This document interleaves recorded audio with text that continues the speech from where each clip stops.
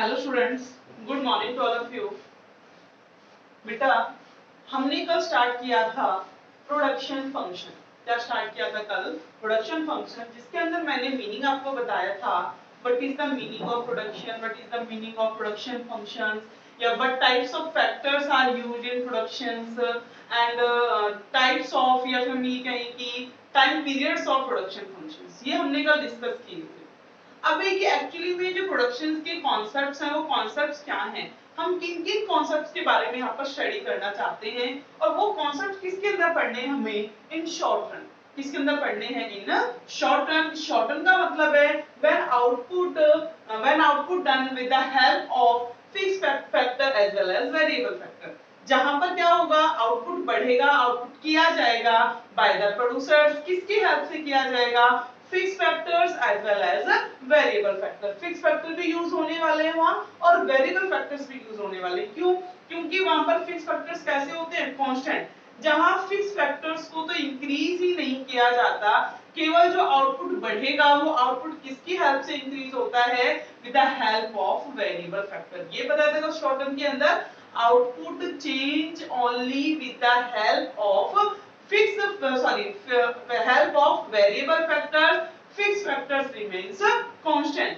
जहां fixed factors कैसे रहने वाले हैं? कांस्टेंट रहने वाले हैं। आउटपुट बढ़ेगा तो with the help of variable factor बढ़ेगा। वेरिएबल फैक्टर्स कौन से? which are changeable, जो क्या हो रहे हैं? चेंज हो रहे हैं। यहां तक क्लियर हो गया। अब हम देखते हैं शॉर्ट प्रोडक्शंस के अंदर की प्रोडक्शंस के कौन-कौन से कॉन्सेप्ट हैं। सबसे पहले है टीपी। टीपी का मतलब है टोटल प्रोडक्ट। क्या टीपी? Total product. तो टोटल प्रोडक्ट का मीनिंग क्या है? Total product refers to sum total of output.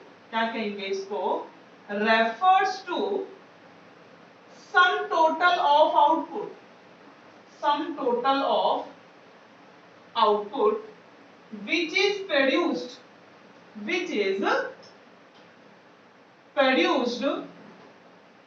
Bye the producer. देखो इसकी डेफिनेशन है, बहुत इजी है, खुद से भी आप इसको लिख सकते हो। Refers to sum total of output, मतलब कि आउटपुट का वो टोटल विच इज प्रोड्यूस, जो प्रोड्यूस किया गया है किसके द्वारा? By the producers.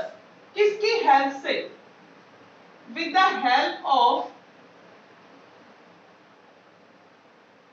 Variable factors, with the help of variable factors as well as fixed factors, as well as fixed factor। Total product, total output का वो सम है, वो टोटल है जो एक प्रोड्यूसर्स के द्वारा प्रोड्यूस किया गया है। किसकी हेल्प से? With the help of variable factor, variable factors की हेल्प से और फिक्स फैक्टर्स की हेल्प से। इट मींस यहां दोनों ही फैक्टर्स का यूज किया और उसके बाद क्या हुआ है? आउटपुट हमारा चेंज हुआ है, टोटल प्रोडक्शन आया है। जैसे कि फॉर एग्जांपल, जैसे कि यहां पर हम देखते हैं फॉर एग्जांपल, ये हमने क्या ले लिया कि फिक्स फैक्टर्स लिए। क्या लिए? Fix factors. Suppose 1 hectare of land है हमारे पास, ठीक है। यहां हमने वेरिएबल फैक्टर लिए। वेरिएबल फैक्टर्स में क्या ले लिया? लेबर।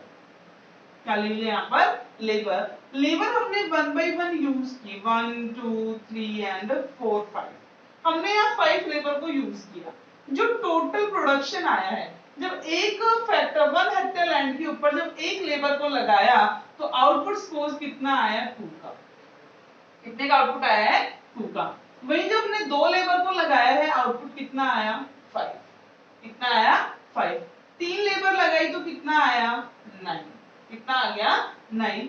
4 लेबर लगाई है तो आउटपुट कितना आया है? 12। 5 लगाइए तो कितना आ गया? 14। कितना आ गया? 14। तो ये देखो आउटपुट कॉन्टिन्यूअस क्या होता जा रहा है, यहाँ पर हमारा बढ़ रहा है। आउटपुट क्या है? कॉन्टिन्यूअस इंक्रीज हो रहा है। क्यों? क्योंकि फिक्स फैक्टर्स के ऊपर जैसे जैसे 1 by 1 हम क्या लगा रहे हैं? वेरिएबल फैक्टर्स को लगा रहे हैं। तो जो टीपी हमारा जो टोटल प्रोडक्ट है वो कॉन्टिन्यूअस क्या हो रहा है? यहाँ इंक्रीज हो रहा है। वो रेट चाहे कोई भी हो, तो ये टीपी। तो टीपी को हम बोल भी सकते हैं, टीपी क्या है?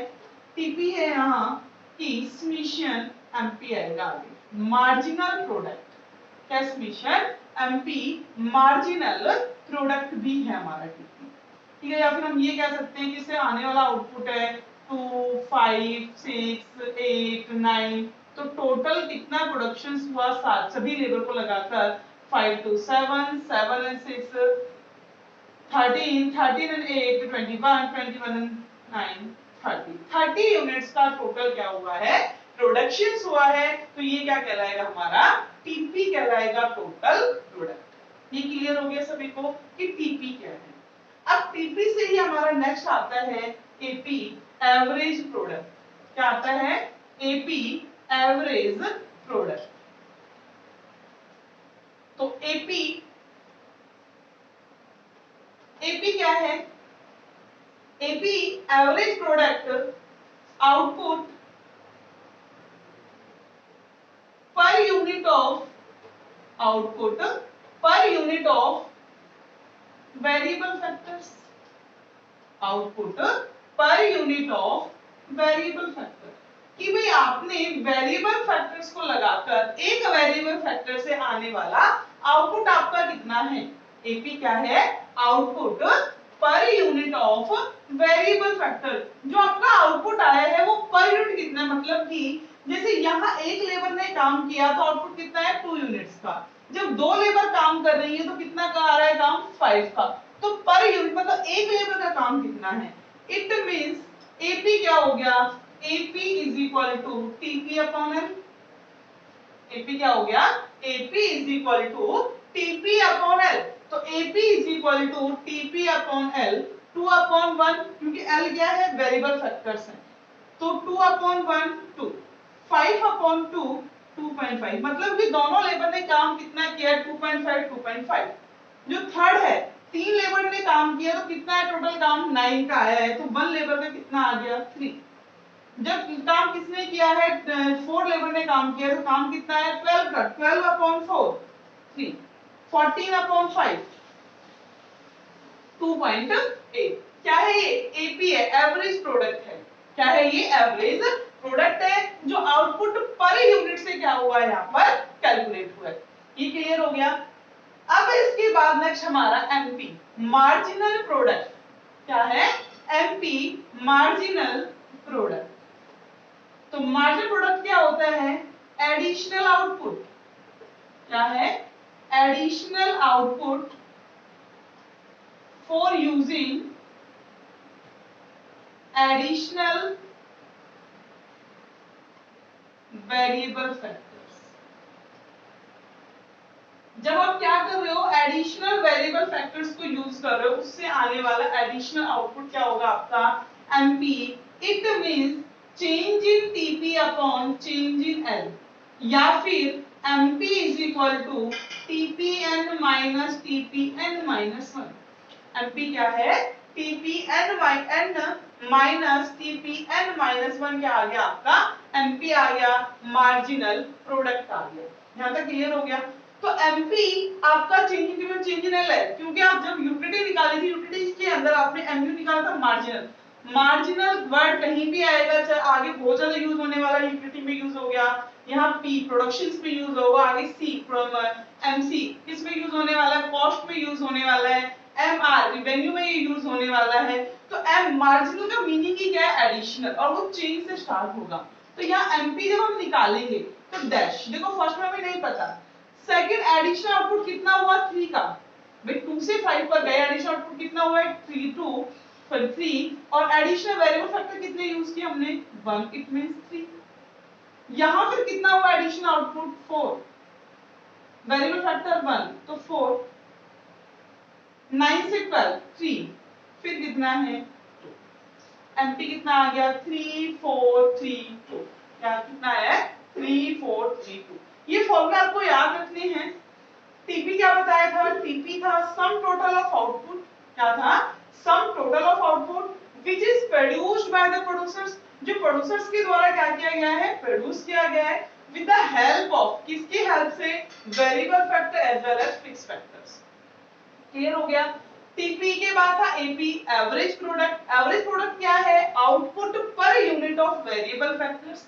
output per unit of variable factor. AP is equal to TP upon L. TP upon L क्या आ गया हमारा? AP average product. नेक्स्ट है MP marginal product. It means additional output. क्या है ये? एडिशनल आउटपुट है for using additional variable factor. जो कहां से आ रहा है? जब भी वेरिएबल फैक्टर्स को एडिशनल एक्स्ट्रा जब यूज किया जा रहा है उससे बढ़ने वाला एडिशनल आउटपुट क्या है? MP है, मार्जिनल प्रोडक्ट है. तो MP is equal to change in TP upon change in L. And next MP is equal to TPn minus TPn minus 1. तो ये क्या है हमारी इक्वेशन. ध्यान रखना है इसके क्या आते हैं? कुछ न्यूमेरिकल क्वेश्चंस आते हैं. अब इसको कई एक स्टैंडर्ड क्वेश्चंस के थ्रू देखते हैं कि हम इसको सॉल्व कैसे करते हैं.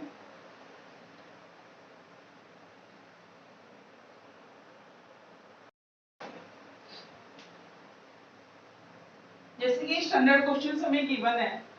दो क्वेश्चंस हैं हमारे पास, question number first and question number second. यहाँ लेवल गिवन है, वेरिएबल फैक्टर्स हमें गिवन है और टीपी गिवन है. क्या गिवन है? टीपी. यहाँ बोला गया है calculate AP and MP. AP को कैलकुलेट कीजिए और एमपी को कैलकुलेट कीजिए. तो एपी को हमें फॉर्मूला पता है. एपी क्या होती है? TP upon L. एपी क्या है? TP upon L. एमपी क्या है? MP is equal to change in TP upon change in L. Easily निकाल सकते हैं.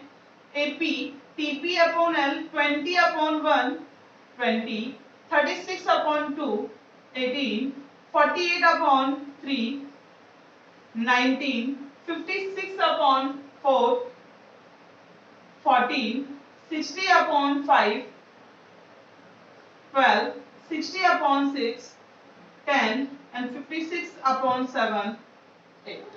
ये हमारी क्या कैलकुलेट हो गई? एपी. अब हमें क्या कैलकुलेट करनी है? टीपी. इसको नेक्स्ट फॉर्मूले से आप कर सकते हो. किससे? TPn minus TPn minus 1. TPn minus TPn minus 1. तो यहाँ MP, यहाँ फर्स्ट में तो कोई चेंज आएगा ही नहीं.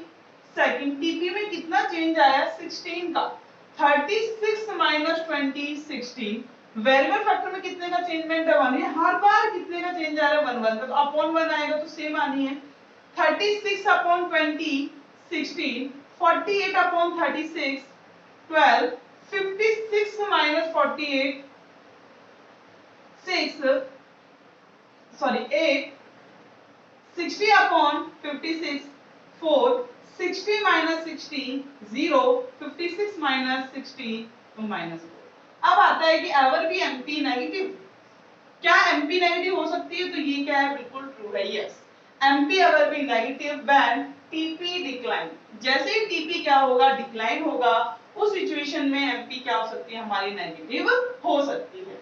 अब ऐसे ही हमारा सेकंड क्वेश्चन. देखो यहाँ पर यूनिट्स ऑफ वेरिएबल फैक्टर्स हमें दे दिए 1 2 3 4 एंड 5. क्या है?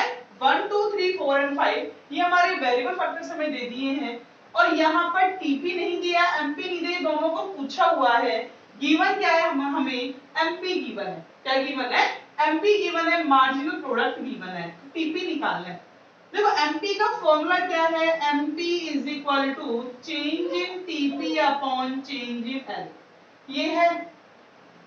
इस एमपी से, और एक मैंने जब बताया भी था टीपी किसके बराबर होता है? Summation MP. जब मैंने टीपी की डेफिनेशंस कराई थी तो बताया था टीपी किसके बराबर होता है? Summation MP. जैसे टीयू था समीशन एमयू, सेम ऐसे ही टीपी क्या है? समीशन एमपी है. अब इस मार्जिनल का क्या किया जाए? टोटल किया जाए तो क्या आ जाएगा? हमारा एपी आ जाएगा. क्या आ जाएगा? एपी आ जाएगा. तो टीपी कैलकुलेट हो जाएगा तो हम एपी निकाल सकते हैं. जब टीपी कैलकुलेट हो जाए क्या निकाल सकते हैं? एपी. तो यहाँ पर क्या करना है? इनको हमें सभी को ऐड करते हुए चलना है. देखो जब यूनिट्स 1 है, लेबर 1 का यूज किया जा रहा है तो एमपी कितना है? 18. तो टीपी भी कितना होगा? 18. जब 2 लेबर को यूज किया गया क्योंकि तो एडिशनल आउटपुट है.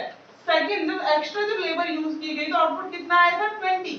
कितना आउटपुट आया था? 20. तो टोटल कितना आउटपुट है? 20 प्लस 18 38. टोटल कितना है? 20 प्लस 18 38. उसके बाद जब तीसरी लेबर लगाई थी तो एक्स्ट्रा आउटपुट कितना आया था? 16. तो टोटल यहां तक आउटपुट कितना है? 8 6 14 3 1 4 and 5.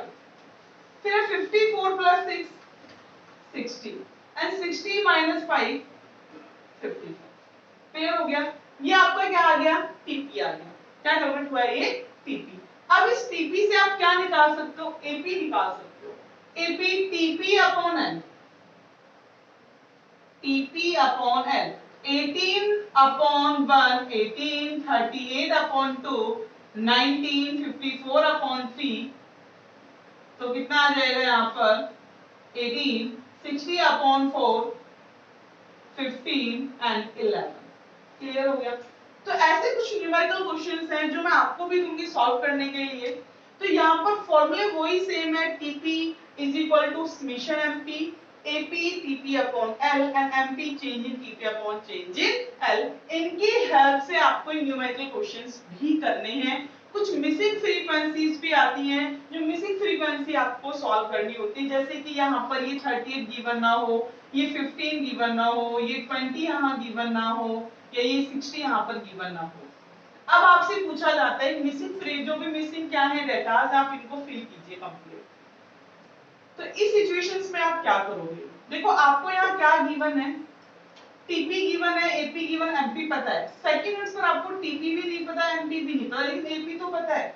और टीपी एपी किसके बराबर होता है? TP upon L. तो क्या कर दो, आपको क्या चाहिए? टीपी चाहिए ना, तो TP is equal to AP into L. अगर 19 टू 38 यहाँ कर दिया जाए तो 38 माइनस 18 आ गया 20। हो गया सॉल्व।